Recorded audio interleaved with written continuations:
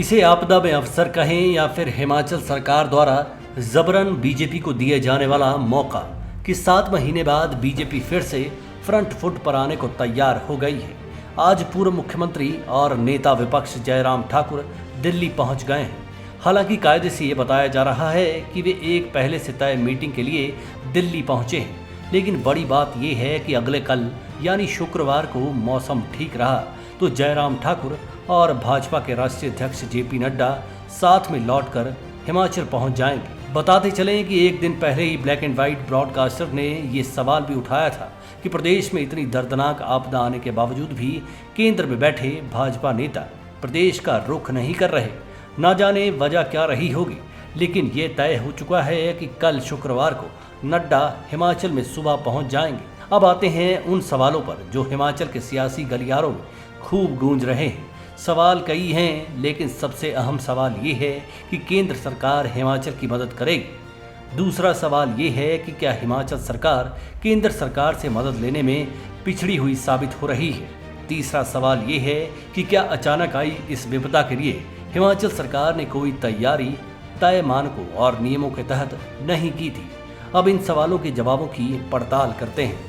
शुरुआत इस सवाल से करते हैं कि क्या हिमाचल सरकार ने हकीकत में कोई तैयारी नहीं की थी जो मॉनसून सीजन के आने से पहले उस दौर में कर ली जाती है जब प्री मॉनसून आना होता है। पूर्व मुख्यमंत्री जयराम ठाकुर का ये आरोप है कि सरकार ने ऐसी कोई बैठक की ही नहीं जिससे अचानक आए इस खतरे से निपटने की तैयारी हो सकती थी। ठाकुर बताते हैं कि मानसून की ही तरह गर्मियों में पानी की समस्या और सर्दियों में बर्फबारी से पहले आने वाली संभावित हैवी स्नोफॉल, वाटर सप्लाई और रोड से संबंधित तैयारियों का खाका बनाया जाता है।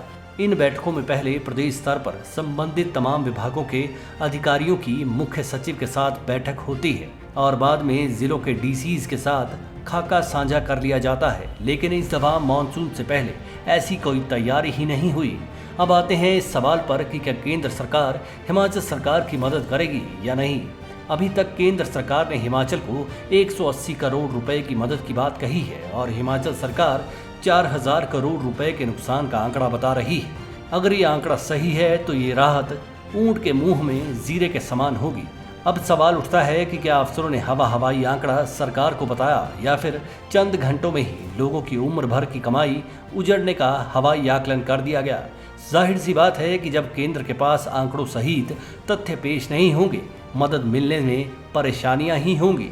जयराम ठाकुर का ये आरोप भी है कि अभी तक मदद का आलम यह है कि जिनके घर तबाह हो गए हैं उन्हें तंबू तक नहीं मिल रहा। अब आते हैं तीसरे सवाल पर कि हिमाचल सरकार केंद्र से मदद लेने में क्यों पिछड़ी साबित हो रही है। ये वही सरकार है जो शांति में वक्त ज़्यादातर दिल्ली में पाई जाती थी। सरकार तो छोड़िए, अभी तक इसके आला अफसरों के बाबत ऐसी कोई खबर नहीं आई है कि ये रिपोर्ट तैयार कर चुकी है और मदद लेने के लिए दिल्ली रवाना होगी। हिमाचल कांग्रेस के नेता तो कांग्रेस हाईकमान से मिलने के लिए दिल्ली दौड़े रहते हैं, लेकिन अब जब जनता को जरूरत है तो केंद्र सरकार से सिर्फ टेलीफोन पर भी बात हो रही है। ऐसे माहौल में बीजेपी को खुद ब खुद पॉलिटिकल अपर हैंड मिलता नजर आ रहा है। जाहिर सी बात है कि कल नड्डा पहुंचते हैं तो केंद्र सरकार मदद का आंकड़ा भी बढ़ा सकती है। ऐसे में कांग्रेस सरकार को भी चाहिए कि या तो उसके नेता या फिर अफसरों की फौज दिल्ली पहुंचकर मदद लाने का प्रयास करती। खैर, अब हिमाचल की सियासत में दो ठाकुरों यानी ठाकुर सुखविंदर सिंह सुक्खू और जयराम ठाकुर के बीच में आपदा के बीच ही मुकाबला शुरू हो गया है। देखना होगा कि किसकी पगड़ी का तुर्रा ज्यादा ऊंचा होता है। पब्लिक की पगड़ी तो कुदरत के पांव में पड़ी ही हुई है। विशाल, ब्लैक एंड व्हाइट न्यूज।